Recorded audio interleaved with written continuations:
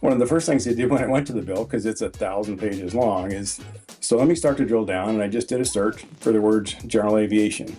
And it appeared 41 times in this bill that they're specifically talking about how things can improve for general aviation.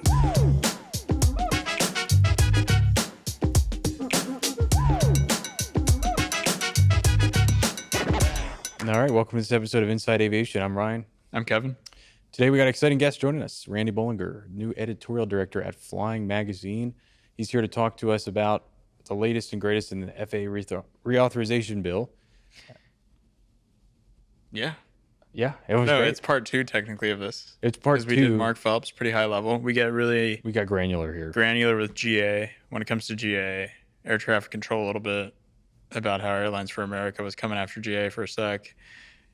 It's a fun conversation. It is. And you get to learn a little bit about Randy at the beginning. Mm-hmm. And you might notice we're in a different location today. We're not shooting remote like we normally do. Which, we're at our I like being at a distance from you.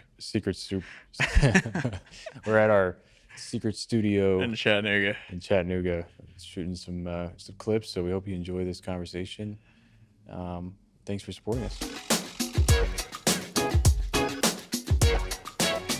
Randy Bolinger, thanks for joining us on Inside Aviation today. So your title here at Firecrown is editorial content director for aviation, correct? That's correct. Cool. How'd you end up here? Can you tell us a little bit about your background and how'd you ended up at Firecrown? I know you were just at Civil Air Patrol, but before that, were you anywhere else a little bit notable? Yeah, I probably have been a bunch of notable places. In fact, I just ended up writing my first column for the July-August issue that kind of introduces myself to our audience. But I've worked in aviation for about the last 25 years. I've been a pilot for about 30. And because I'm so passionate about aviation, once I learned to fly, then I decided I wanted to work in the industry and started looking for ways to do that. And so I was in the automotive industry, and my first job in aviation was working for Cirrus. They had started recruiting people from the auto industry to work in marketing and manufacturing and sales. The salesperson came in from Rolls-Royce, the manufacturing people came in from Toyota, and I came in on the marketing side from Volvo. And from Cirrus, and I've worked at other companies like Gulfstream. Before I was at Civil Air Patrol, I had my own agency where most of my clients, I've either worked for every OEM or I've had them as a client in my agency, from aircraft manufacturers and engine manufacturers and all sorts of things. So I've been around for a good long time, aircraft owner, pilot, just love to fly, and I love to work in aviation. So here I am. This is kind of a bucket list thing. Most of the things I've done in aviation have involved flying in some way, shape, or form, either as an advertiser. I've been a contributing writer for flying over the years.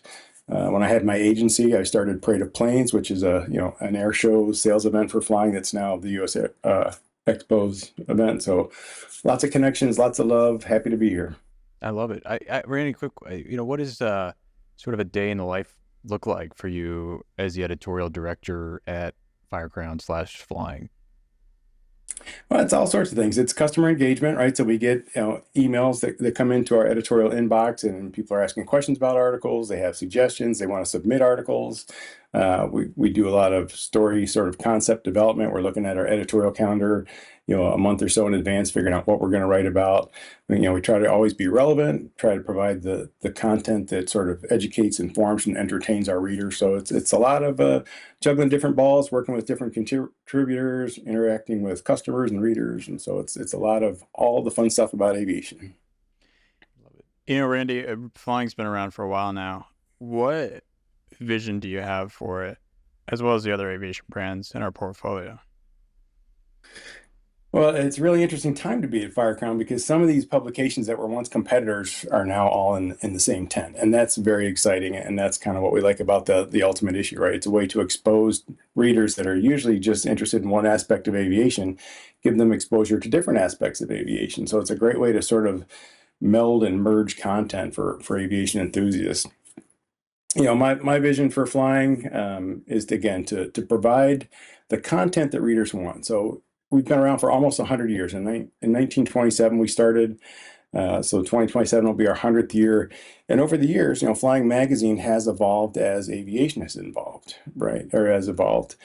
So we continually change content to be relevant, and it's our job. It's really the reader's magazine, so it's our job to provide the content that readers want. So now Flying Magazine is a beautiful piece, beautiful paper, beautiful photography, elegant design. So we're just going to try to, make sure we have the right editorial mix, the right content, and just keep, now we're just to the point where we're just fine tuning it. It's 90% of the way there. It's beautiful. We're just going to get it over the goal line over the next couple of years and just continue to evolve it and make it the beautiful thing it's been for the last 97 years. I think one of the, like you just said, the coolest part about aviation is that everybody might have their niche interest, but it all comes back to the broader spectrum of aviation, which is fascinating because it can sort of connect people, and it kind of helps reduce boundaries and all that. And it's really cool. That's what makes me, like you, a big aviation enthusiast as well. No, I was gonna ask about no, the ultimate issue, like on face value, it's pretty cool, and It's very cool. I have a question for it that I'm sure readers do too. Is it going to include the top stories of the year, or is it new content? Basically, what goes into that? It's a little bit of everything. So it's some of the content you expect to see from some of the contributors that people have relationship with. Like, one of the always really popular pieces in Flying Magazine is Martha Lunkin's Unusual Attitudes, right? So there's a piece in there from Martha because people often, that's the first thing they turn to in flying. And so you'll see a lot of the same kind of things like kit planes. There's some editorial in there that you would expect to see, in the June issue, maybe. But there's also some really unique things. Like you asked a great question. There is one story in there that's called the big news story of the year. And I won't reveal what that is yet because I don't want to I don't want to have a spoiler here. We want people that really enjoy poring over it. But it's a little bit of both. It's kind of the, more evergreen stories. We hope that people are going to keep this ultimate issue on their coffee table for a year, right? So some of it's evergreen and we want people to go back to it and enjoy the content and enjoy the photography. And some of it is just the content you'd expect to see from readers you're used to reading about and have a relationship with in the books. That's great. One of the things that I've learned since being here for a little while is a guy that only has dealt with digital. I've learned a lot about the print world, and I've learned a lot about magazines in general. I grew up reading flying too. I had a subscription as a kid. It was a birthday gift, and it was a dream come true to be able to work alongside it here. And but I want to ask you too. Where do you see flying also being? It's beautiful now. It is a coffee table sort of piece at times where you can stack them up and they look really great. But where do you see kind of the future of aviation content pivoting to, in addition to magazines as well? Do you see there being kind of a renaissance in the print space? A renaissance in the print space. I think there's, we're on the cusp of some really interesting things as far as content goes. So print magazines, there's always going to be a place, I think, for print magazines. Now, newspapers have kind of gone by the wayside, but people, especially in the demographic, in the flying demographic, we like to have and hold a magazine. And reading a magazine on a tablet is a different experience than having one in your hands, or being able to take one in the back of your G600 and read it while you're going to China or whatever. So, the magazine reading experience, I think, for those of us who love magazines, is never going to go away. And there's always going to be some segment of the population that subscribes to both digital and print. But it's the print magazine you keep around the house, you keep at your hangar, you share with your neighbor, or your pilots next door. So I don't think it's ever going to go away, and that's why we have to just continue to make it the beautiful editorial piece that it is. But as far as content goes, this is a super exciting time to be in aviation because things are exploding in all directions, right? So for a while, maybe there wasn't, this radical change in aviation like we have now.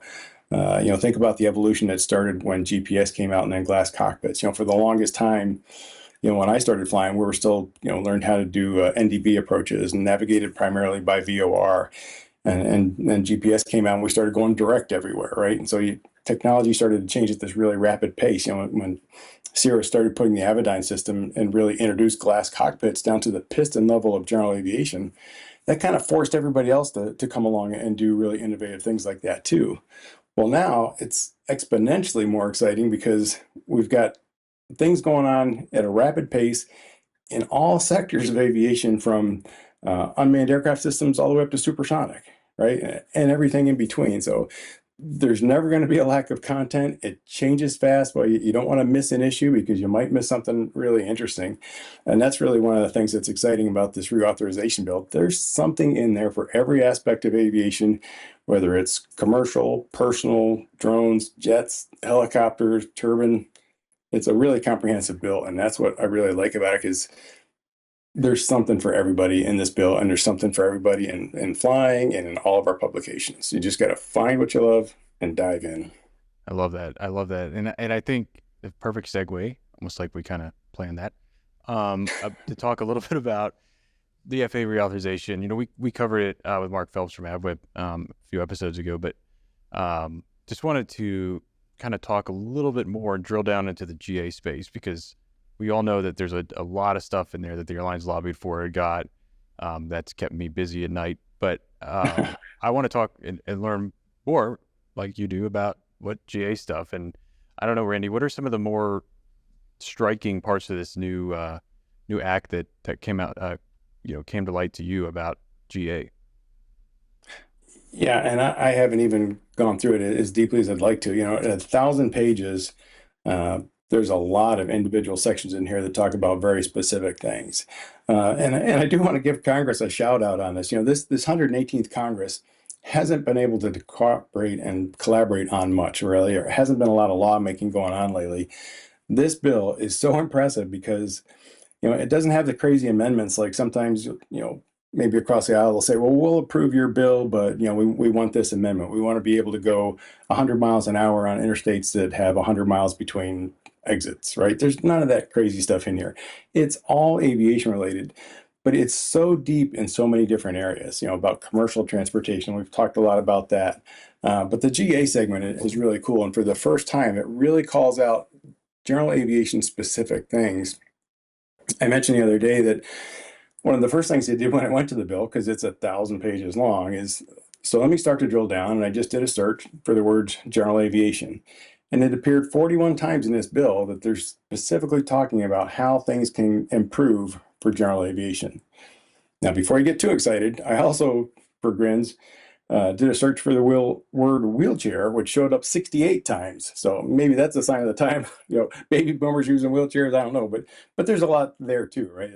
It's training for for people that are pushing wheelchair assisted passengers. It's training for them. It's, you know, lithium ion batteries in wheelchairs, and how do you manage that in the cargo hold of an aircraft? So it was just kind of a fun exercise, but the general aviation piece is really exciting, and it covers a lot of territory. There's a section in here about, you know, being able to get digital, you know, online clearance delivery before you even get to the airport. So a lot of the bill is opportunities to explore things. You know, somebody had a great idea that says, hey, we can make charts easier to find the, you know, general aviation parking. You know, let's standardize that. Let's update the way charts are, you know, the government charts are done.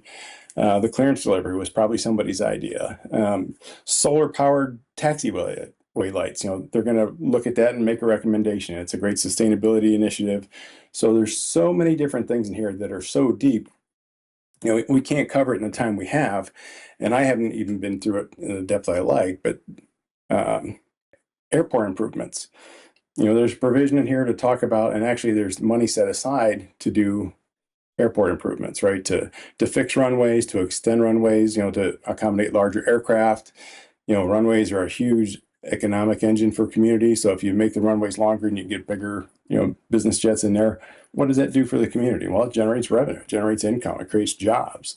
So those kind of things. There's a provision in here that says if your airport was selling 100 low lead in 2022, they're required to sell it through 2032. They just can't stop selling it because the price goes up or they're not making the margin on it.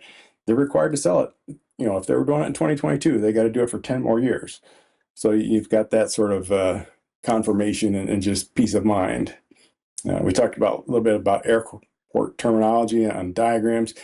Airport parking, right? So how many times have you flown into an airport and you want to go over to the GA parking and it's filled up with, you know, flight school aircraft or, you know, aircraft that are just derelict sitting there. So there's a provision to spend more money on airport improvements and create bigger ramps, and then change the charts to say, here's where that ramp is. It's easy to find. You don't have to guess. Yeah, you have Lots to of like wonderful go things. around like 3 different hangars to find the transient parking. Right. Yeah. Get out and ask somebody, figure out the hand signals. What does that mean? Yeah, exactly. No, I love that. That's a great one.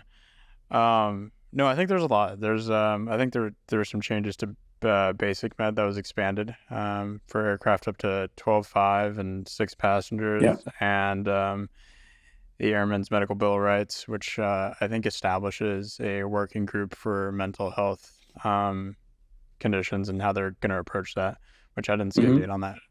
But I think I mean, how did this bill go so smoothly? Like, it feels like there was no real barriers to it and everybody wanted it. Like, what do you think was I guess, the push to get it across the finish line? Yeah, I don't know. Well, I don't know. Everybody loves aviation, right? This is, everybody in Congress is, somebody in their district or in their state, needs this economic engine and they want to keep their airports open and they want to expand their airports, right? Because it is this economic engine. So I think the only people that probably don't like general aviation or aviation in general are the people that bought a house next to the airport and then complain about the noise. But I think by and large, most people think, all right, general aviation is good for America. We've got more airports, more aircraft than anywhere else in the world.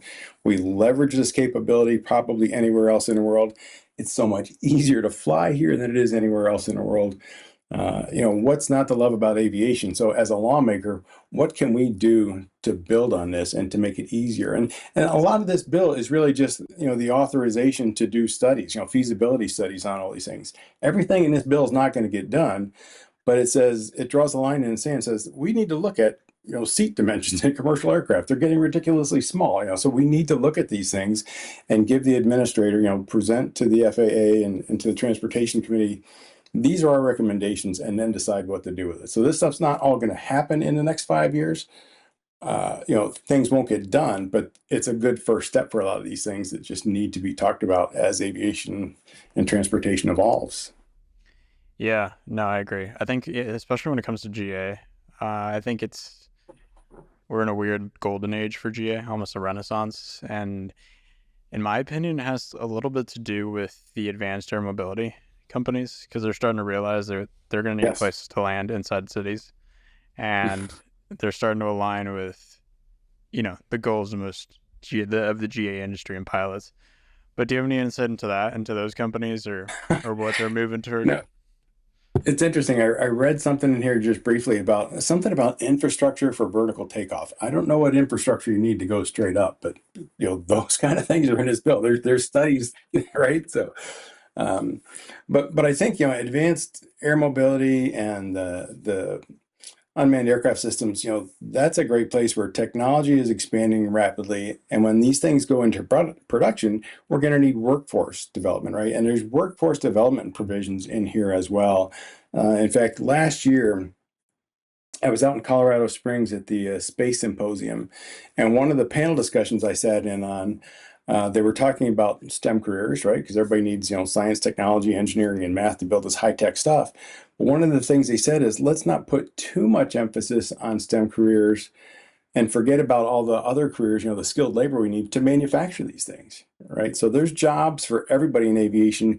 If you want to be work in composites or work in assembly or whatever, there's those kind of jobs too, because there's so many more manufacturers and there will be so many more as these eVTOL aircraft get certified. We need people to build them. It creates jobs. So there's lots of great things here. Like there's even a provision in here to work with historically Black colleges and universities to develop workforce there and create opportunities. The Bessie Coleman Women in Aviation Advisory Committee is, how can we recruit and engage more women to come to, fields in aviation? So workforce development for the future is a big deal.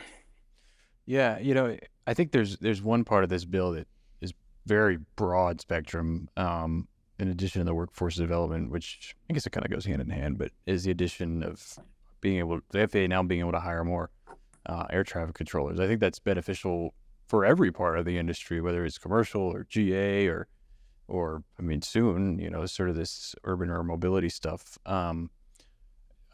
Randy, what do you kind of think about that? Do you think it's kind of about time the FAA puts a little more investment into the air traffic control workforce? Oh, absolutely. We need more controllers. The airspace only gets busier and busier, and that's got to be a really stressful job. I'm not sure how many hours, what a duty day is for a controller, but I'm sure they need breaks more frequently than they're getting them. Right? That's a high stress environment, and we just need more of that kind of support. Um, and people need to realize there's other jobs. So we talk a lot about flying careers in aviation, but it's like the Air Force. It's the Air Force, but just a tiny percentage of that are flying careers, right? So you need everything else to support the flying careers. It's the same in general aviation. You need a workforce. The flying is just the tip of the iceberg. We need all these other careers to support everything: ground crews, air traffic controllers, manufacturers, physicians, and everything else. There's a provision in here where the FAA recognizes that they don't have enough staff with special skill sets, that maybe they need to go out and start recruiting at colleges. And there's a whole group of universities that are aviation-based universities, that those are already people that have raised their hand and said, yes, I'm interested in aviation. So maybe the FAA should go and do some recruiting at those kind of universities. And that's what they're talking about doing, is recognizing, the first thing is recognize you have a problem. So the FAA recognizes, all right, we need more and very specific talent even in-house. So let's do that.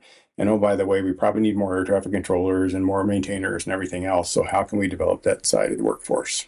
Yeah, and that's huge because, a lot of people don't think about, just take the FAA, for instance. You talk a lot about air traffic controllers, but like you said, I mean, there's maintainers, there's the tech ops side of the FAA, which is a huge part of it. And they may go out and maintain the ILS systems and all that at your local airport. And a lot of people don't even know they exist. And that's a huge part. And just like any sort of workforce these days, I imagine they're still struggling, just being able to hire and recruit, and going out to these schools is a great first step. Yeah. And there's even something where, there's a lot in the new bill too about unmanned aircraft systems and how they can be used and how their use can expand as technology creates new opportunities. Well, the FAA wants to be able to use drones to be able to go out and maybe inspect some infrastructure, right? So you used to have, well, and you probably still do have to fly approaches, but there's other things you can do. You can use a drone to inspect a radar site or a tower or whatever else. So how can we use technology to do a better job, a faster job than it might take to, get somebody around to go up and down and do whatever else. So there's just lots of opportunity to do the right thing, leveraging the technology we have today and how we can expand use of that technology tomorrow. So staying on the FAA topic, there's a part of this that requires the FAA to establish an office to provide oversight and facilitate national coordination of DPEs. Do you know what that's going to look like and what they're going to coordinate? Is it DPE fees, like lack of DPEs in some areas? What does that look like? I don't know enough about that to comment, and we should probably get a subject matter expert to really talk to you about that, because that's something that's not in my wheelhouse, and I don't want to misspeak on that. But again, they recognize that here's probably an area for improvement. Let's take a look at what that improvement is going to be. Well, and I mean, it's been a very common talking point. I mean, even among air carriers too, about just not having enough DPEs to enough, yeah, the volume. And I think it's a top-down issue, right? It goes from the air carrier side down to the basic GA level, and I think that's been a pretty big talking point even among various leaders in the industry. So it'll be really interesting to see what kind of comes out of that. The other FAA thing that was interesting is they have to issue a final rule for Mosaic within 24 months of May 16th, 2024. Right. Do you think it'll take them all 24 months? I don't think so. They've already been working on it for 2 years, right? Yeah. So I think they're in a pretty good place. I mean, this bill says within 24 months of this bill being signed, which it was, as you said, on the 16th, they have to issue a ruling. So I think now that the line's been drawn in the sand, I think most of the work's been done. I think it'll happen before midnight 2 years from now. I don't know. You never know. We've had next gen for what, like 20 years now. That's right. Yeah. Next gen. How does Airlines for America feel about this whole bill? Well, we've had this discussion. Yeah. But in all seriousness, I think there's some rhetoric coming out of Airlines for America over last summer about that private aviation and GA was part of the problem when it came to disruptions in certain parts of the country. And I don't personally, again, I've said it once, I'll say it again, I don't personally believe that, but they certainly do, and they're using that as kind of a lobbying angle, as they do. But I told Mark this too when we were in our last show about, again, the air traffic control thing and the investment in air traffic control is huge here because it's broad spectrum, and it'll allow for these already kind of resource constrained airspaces, right? So just a reminder of how sort of these air traffic control centers are set up, where they have their sectors and they have their areas. And there's been times where they've had to combine so many together for one controller that somebody becomes so task saturated that it's a lot of work. And for the GA community, unfortunately, I think they feel the pain of that because you can't get flight following. You might not be able to get a weather briefing if it comes down to that. So I think it's great that they're putting that investment forth, because I think it, again, creates that top-down approach helps the airlines process more volume, but it also helps GA community get what they need from air traffic control as well. Yeah, no, I agree. I think the workload on the controllers is going to ease up, hopefully.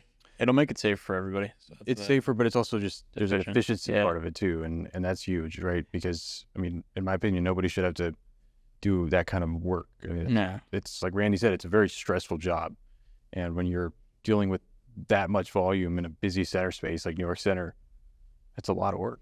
Yeah. Randy, was there anything left out of this that you wish you would have seen in it? Ooh, boy, there's a lot in here. I don't know if there's anything that I've noticed that's conspicuously absent. Again, I've got to, kind of pour over this. I'm only a couple hundred pages in. I start with the GA section, but it's very robust, and this won't be the end, of course. So, they reauthorized the FAA and the NTSB for the next 5 years, and that doesn't mean, that there's a risk they're not going to renew it again in another 5 years. That just says that these things in this bill have to come to fruition, right? They can't just linger out there forever. It says, there's a timestamp on all these studies where they have to make a recommendation.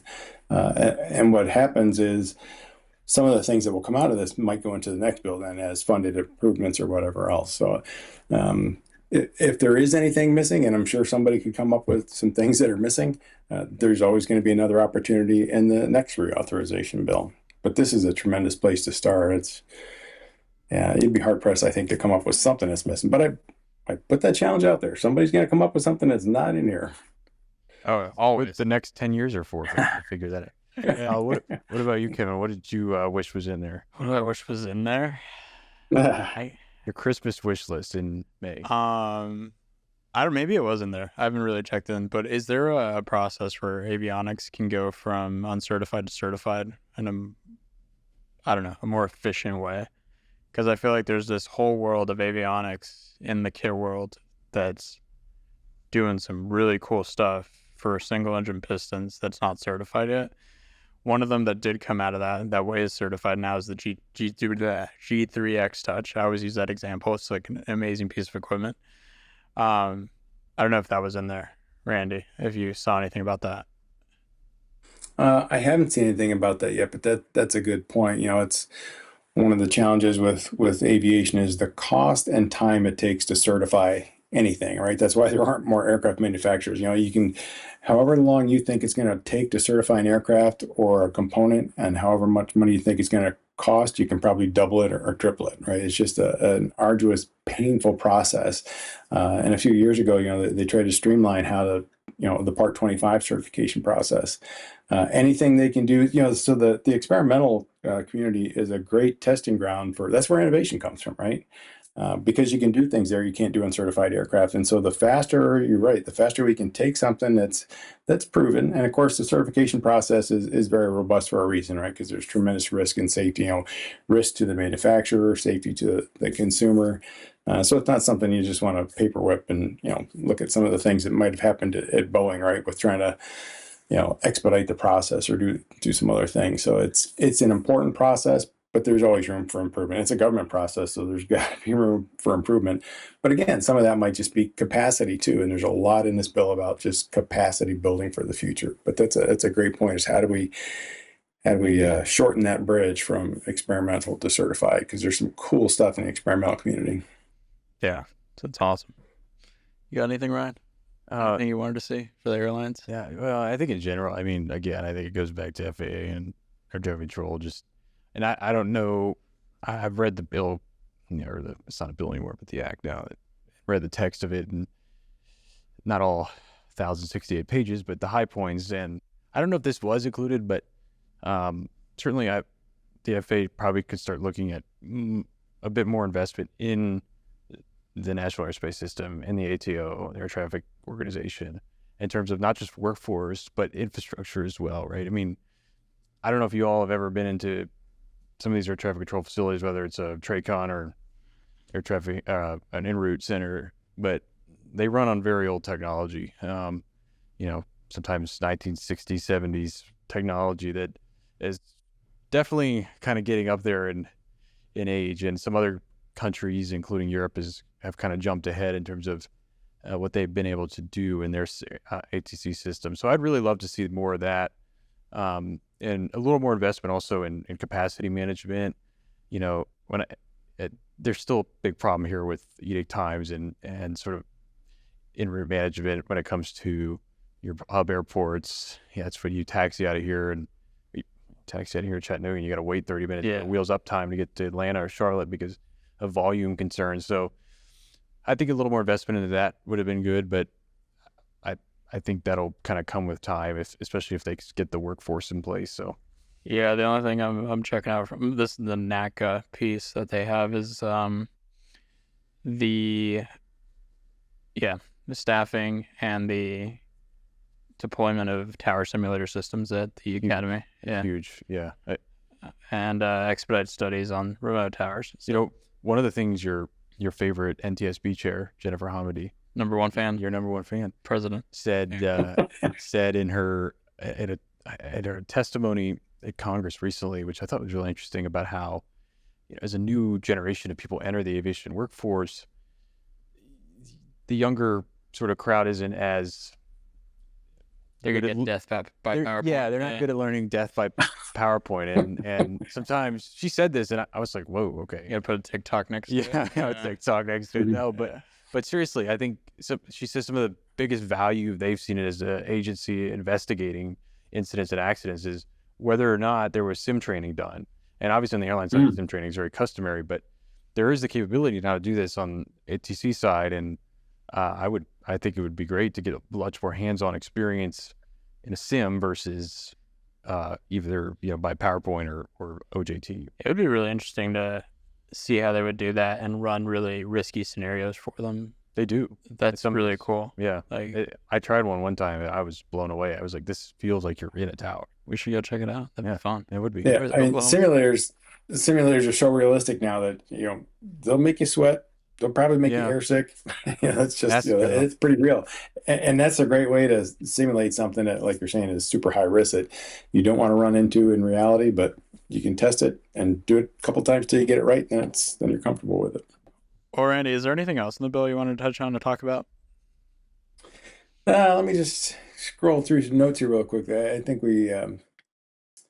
we covered something. There is one really great piece in here about the re-examination of airman certificates, right? Because if your ticket gets suspended or there's some sort of infraction, you might get this random letter in the mail. You might even know why it's coming. Maybe you flew inverted, through a tunnel. But now they're putting some structure to that, so that, they've got to resolve that within a year. They have to notify you and tell you exactly what the issue is, but they just can't let your ticket linger in limbo forever. So there's a lot of really good, thoughtful work that went into this. Aircraft registration is another one. They're backed up like everybody else, right? They have manpower issues, and now that aircraft registrations have to be renewed periodically, there's some people that don't have a valid registration in their aircraft and they get ramp checked, they're busted. So they realize that, okay, that's a problem. How can we solve that? And they've come up with a solution. So just really good. Again, a shout out to the whole committee that put this together, and for both sides of the aisle coming together to push it through, because they haven't been able to agree on much, but they agreed on this, and that's wonderful for us. Thanks, Randy, for joining us. This was really great, and appreciate your insight as always. Yeah, thanks for the opportunity. Happy to talk anytime. All right. Cool. Thanks, Randy.